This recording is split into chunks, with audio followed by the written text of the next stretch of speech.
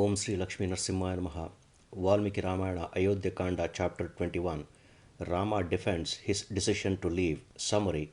This chapter describes Lakshmana's anger and Rama consoling Lakshmana. Lakshmana became dejected and spoke these words, properly befitting for the time, to that mother, to that Rama's mother Kaushalya, who was thus weeping. Oh, the honored lady, I also do not like Rama to be influenced by the words of a woman and go to the forest, living the prosperous kingdom. The king, with perverted mind of old age and the one who is outraged by sensuous enjoyments and possessed of passion, can talk anything prompted by Kaikeyi. I cannot see any offense or cause for blame in Rama that can expel him from the state to the forest. I have not seen in this world any person, whether an enemy or an expellee, speaking ill of Rama indirectly. Can anybody observing ethicalness, causelessness, get rid of a son who is equal to God, who is honest, who is self restrained, and who is affectionate even towards adversaries? Which son, knowing royal usage, can agree to the words of this king who is behaving as though he got childhood again? Even before others get to know about this matter, make this domination your own with my help. O Rama, while I am standing by your side along with a bow protecting you, who are standing as God of death, who is capable of doing too much. O Rama, the best of men, if the city of Ayodhya turns against you, I shall make it desolate of men with sharp arrows. I shall kill all those who are siding Bharata and are favorable to him. Soft spoken indeed gets disgraced. If our father with an evil mind behaves like our enemy, with instigation by Kaikeyi, I shall keep him imprisoned without personal attachment or, if necessary, kill him. Even a venerable person is to be punished if he becomes arrogant, if he does not know good and evil actions, and if he takes to a wrong route. O Rama, the best of men, of what strength or season has he taken shelter to give away this kingdom belonging to you, to Kaikeyi? O Rama, the chastiser of enemies, where is the ability for him to give kingdom to Bharata by making great enmity against you and me? O Queen, really I am devotedly attached to my brother Rama. I am swearing an oath to you by truth, by vow, by the act of giving, and by the act of sacrifice. O Queen, if Rama can enter blazing fire or forest, you can make certain that even before I can enter there, I shall elevate your grief by showing my valor like the rising sun elevating darkness. Let Rama and yourself see my valor. Hearing these words of Lakshmana, the magnanimous Kaushalya, entirely given up to anguish and weeping, spoke thus to Rama. O son, you have heard the words of Lakshmana. If you agree, you do what is to be done immediately. It is not proper for you to go away from here, leaving me afflicted with grief after hearing the unjust words spoken by my co-wife. O Rama, you are righteous man. If you desire to practice virtue, be a virtuous man and stay here serving me, thereby practicing the best morality in the form of serving your mother. O son, formerly Kashyapa was staying in his own house, itself with self restraint, performed great austerities by serving his mother, and went to heaven. Just as the king, by respectable feeling to you, is worthy of worship, so also being your mother, I am worthy of worship to you. Hence, do not go to the forest. After your separation, I shall have no use of this life or comfort for me. It is good even to eat grass while staying with you. I shall not live if you leave for the forest. Leaving me, who is afflicted with grief, I shall seek death to starvation. O son, if I fast myself to death for your sake, you will attain the universally famous hell, like the god of ocean obtaining trouble because of his unjust behavior towards a sage called Pipalada, producing the latter worth. The honest Rama spoke those virtuous words to his mother Kaushalya, who was thus weeping miserably. I am not able to violate my father's words. I am bowing my head and asking your favor. I shall have to go to the forest. A sage called Kandu, a sage called Kandu, who knew righteousness, who performed religious vows, and who was a learned man, killed even a cow, acting as per his father's words. Previously, the sons of Sagara belonging to our race were got bitterly digged up by the earth as commanded by their father.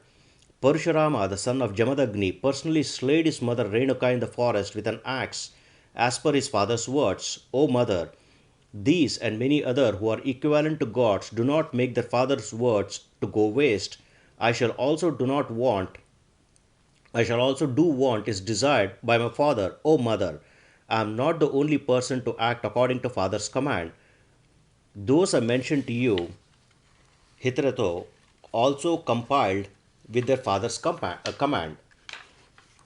I am not setting any new contradicting customary conduct for your sake. I am adhering to the way agreed and followed by the ancient. I cannot do otherwise that acting in accordance with father's words, the prevalent practice on earth, there is no deprivation indeed for anyone who compiles with father's commands. Rama, the best of those who speak skillfully and the best of all those wearing the bow, spoke thus to his mother and turned around to Lakshmana to speak. O Lakshmana, I know your highest affection towards me, your heroic valor, your strength, and your unassailable splendor. O Lakshmana, with good attributes, my mother is feeling a great and unequaled sorrow by not knowing the secret of truth and tranquility. Righteousness is the best of all qualities in the world.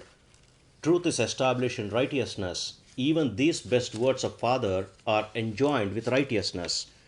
One who follows righteousness does not waste his promise given to one's father or mother or Brahmana. I cannot transgress my father's command on the word given by my father alone. Kaikeyi instigated me to go to the forest. Hence, leave this mean mentality of military heroism. Observe righteousness and not rudeness. Follow my perception. Rama spoke thus to his brother affectionately, bowed to his mother, and with folded hands spoke again to Kaushalya as follows. O mother, I have decided to go to the forest. Please give me permission. I am swearing to you on my life. Please invoke blessings on me. A sage king named Yayati in olden times left the heaven and reached back heaven again. I shall be back to the city from the forest after fulfilling my promise. O mother, please do not grieve. Bear it well in your heart. I shall come back here again from the forest after fulfilling the father's command. You and I, Sita, Lakshmana, Sumitra, and all of us should follow father's direction.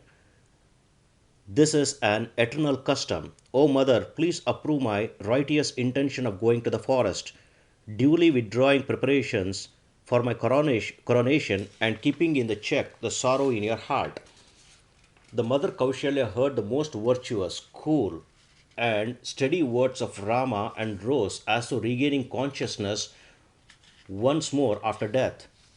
Looked at Rama and spoke thus again. O son, I am also respectable a person to you as your father in my own right and due to great affection. I do not give permission to you. You cannot thus go away, leaving me in great sorrow. What is the use of my living in this world without you? What is the use of the other world or the oblation of food offered to a deceased ancestor or the nectar of immortality? Your proximity, even for a moment, is better than that of the entire world of living beings. After hearing the pathetic lamentation of his mother, he was highly anguished, as when an elephant is removed highly from its way by men with flames of fire. Rama, who was established in righteousness, spoke these words endowed with virtue to his mother, who was looking unconsciousness, and to Lakshmana, who was disturbed and exhausted with distress. He was the only person worthy of speaking thus at the time. O Lakshmana, I always know your devotion towards me as well as your strength. But now you are joining with mother in afflicting much trouble to me without looking at my opinion. O Lakshmana, in obtaining the fruit of good works in the world, righteousness, utility, and free will always be considered. As a wife who is obedient, who is beloved, and who is having good sons, good work yields all these three things. Only such an action, which is righteousness, is to be initiated, living that in which wealth, desire, and righteousness do not come together. One who is infested in wealth alone becomes indeed fit to be hated in the world. So also the one whose very essence is desire cannot indeed be considered good. When father, who is venerable, a king, and old aged, commands an action either by anger or by extreme joy or by even desire, which right person will not perform it, only a person who chooses to be cruel will not do it. I cannot avoid fulfilling the father's command completely. For both of us, he is an important person. Indeed, to command us. To Mother Kaushalya also, he is the husband, the resourceful person, and the personified law. Why the righteousness king Dashrata is alive, and especially when he is following his own righteous path, how the mother Kaushalya can go out with me from here leaving the city like other widowed women. O mother the queen, permit me to go to the forest, as Yayati returned to heaven by the power of truth. Give me your power of blessing so that I can return here after completion of exile. I cannot keep back reputation and glory for the sake of kingdom alone. This cannot unrighteousness long for this inferior kingdom. Rama, the best of men, decided to go to Dandaka forest fearlessly with his prowess, consoled his mother, advised his brother by good thoughts, and made hearty circumambulation salutations to his mother. Thus, this is the 21st chapter in Ayodhyakanda of Valmiki Ramayana, the second epic of India. Sri Moola Rama Vijayate. Sri Krishna Arpanamastu.